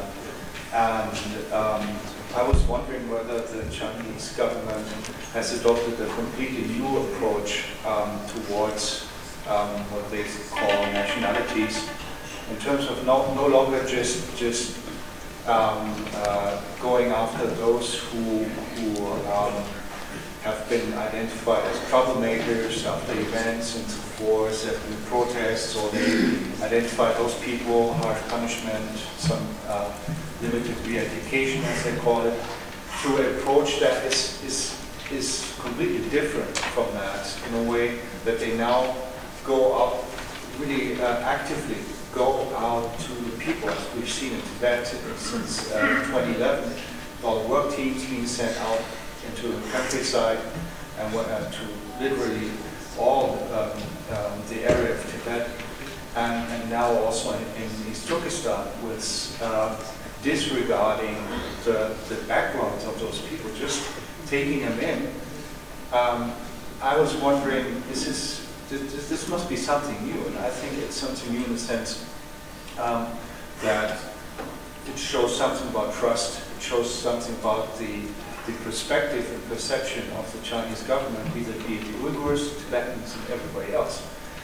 Meaning we cannot trust those people and we have to go after them actively. Would you agree with, for example, that? Yes, absolutely. I think it's, you know, we saw the resistance of Tibetans, of the Mongolian herders, of, you know, the Uyghur people in this last decade. And I think with Xi Jinping and this, you know, rise to power with zero tolerance. There was always zero tolerance, but sort of over the top now. It's everybody. It's not just the usual suspects. And I don't know where that is reflected exactly in perhaps one of the more recent work forums on Tibet, but I think we're seeing it in practice.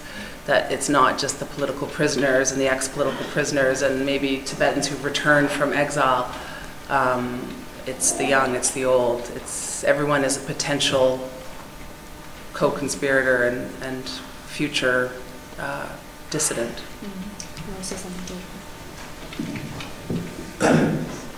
Well, and as we said in Qin Qianguo was the party secretary in Tibet. He used the brutal way, and he used his experiment in Tibet, and plus new restriction rule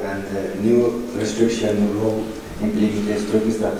One similar thing is Qin Qianguo did same things in Tibet in the police monitoring station, 2014-15. And he appointed party secretary in Turkestan. Then first things, he did same things in Turkestan. Only Ürümqi example, 960 police monitoring station established only one city. It's in every 200-300 meters, one police monitoring station. And so it is all the same, but no, it is, and in Tibet also I heard Tibet, I talked to a Tibetan friend, the Qin Qianguo also closed so-called eradication camp, but they also sent Tibetan and also eradication system. But no, it is not eradication, it is completely different. This is detention completely. And some Western journalists visit Turkestan Kashgar hotel. They say, oh, can we visit Turkestan a couple of years ago as a tourist or a journalist? But this time, situation completely different. Nearly no one on the street. Nearly no one. All the business center and Kashgar, for example, Kashgar is an ancient city and a very crowded city, very energetic city. But one of the German journalists just in July, he visited 2 weeks and he came back say, oh, I was big surprising. Nearly no one on the street and all the shopping, all the business center, all the clothing, very few of them open, and even this, a few in front of this have X-ray, people is and through the X-ray. So, and and so education saying that, you know, it is today more than 250 Uyghur professors, only one university, Xinjiang University, and the Centers of Education camp. One of them, my professor, he is Abdulkarim Rahman, 90 years old. And how you can eradicate these people? It's a professor. Yeah. What do you eradicate them? And 90 years old people. I say my mother, but she was a 78 years old lady. How you can eradicate him? What? What purpose? So it is a special thing. Do you have any more questions from the floor? Okay. Hi, my question's for Ed.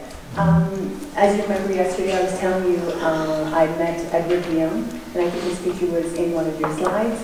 Edward Leung was, or is, one of the leading young Hong Kongese activists, and later he was sentenced to 6 years in prison. For me, having met him and then seeing that in the papers, it was kind of moving and shocking. So my question is, how do you act as an activist without fear of repercussions from the Chinese government when you know someone from your circle who faced such consequences? Well, the next upcoming trial is the founder of Occupy Center, which is in, I think, November 16th, Professor Benny Tai and 8 others, so altogether 9 of them. You know, like if push comes to shove, so to speak, that they put the academics, the fund managers all in prison, then I guess there will be no investments in Hong Kong. And would the CCP be that stupid? That's one thing, because if we take a look at the ICIJ report, International Consortium of Investigative Journalists, from Mao Zedong to Xi Jinping, they have over $4 trillion US worth of assets hiding overseas through BVI accounts and all that. Now, I think it would be good for the international community to expose these so-called money laundering things that's going on, because in the name of anti-corruption, they have made Hong Kong not the same Hong Kong anymore, because our rule of law is under duress, and also a lot of people have lost confidence. And talking about Edward Leung, even Joshua Wong, I feel very sympathetic for them, because they don't see their upward mobility as young people who are fighting for democracy. Now, when Benny Tai talked to me back 5 years ago, we as middle-aged people, we could give back more to Hong Kong, because we are not like the tycoons, we are like just middle-class working people, and then just the 0.2% of the tycoons control Hong Kong now is replaced with the princelings from China. So we are fighting for what we call the core values of Hong Kong. And then we want to see that resemblance, talk a lot about Tibet too, because Hong Kong, we hope, is not the next Tibet, but also it is kind of becoming the next Tibet with the fast speed railway coming, and also this artificial island. And then Carrie Lam is not doing anything. And I feel bad for the young activists. But as a middle-aged activist like myself, what would happen? I could see if we having like a strong disagreement with China. Now, the worst they can do is that they would revoke our license, right? As fund managers, as brokers and whatnot. But then we, as very fluid Hong Kong people, definitely we can move to Singapore, democratic Taiwan, definitely. But then I think we have to act in all, like in one people, right? To fight against this regime, which is a little bit going crazy. And we don't see, like Xi Jinping can live forever, even though he wants to be emperor.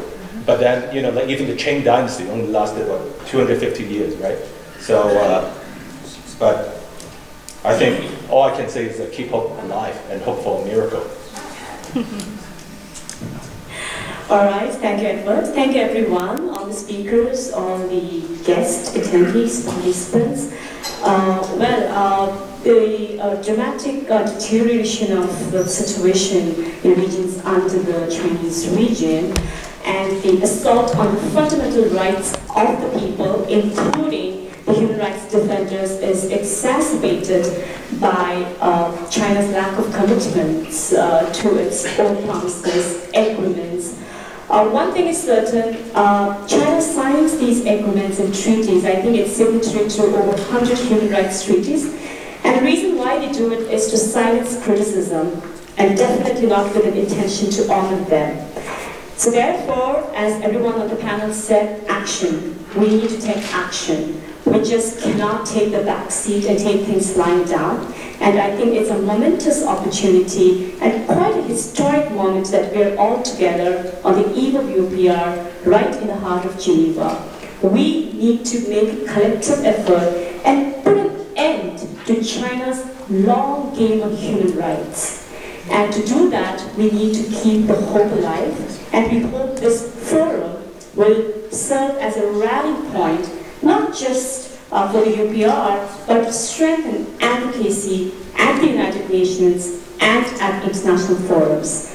Finally, as Edward said, it's all about being hopeful. I don't think there can be any magic in it, but I really, really believe that when the struggle is real, so is hope. So I'll conclude on that note. Thank you all very, very much.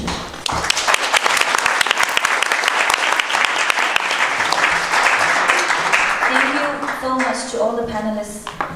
We now break for lunch for an hour.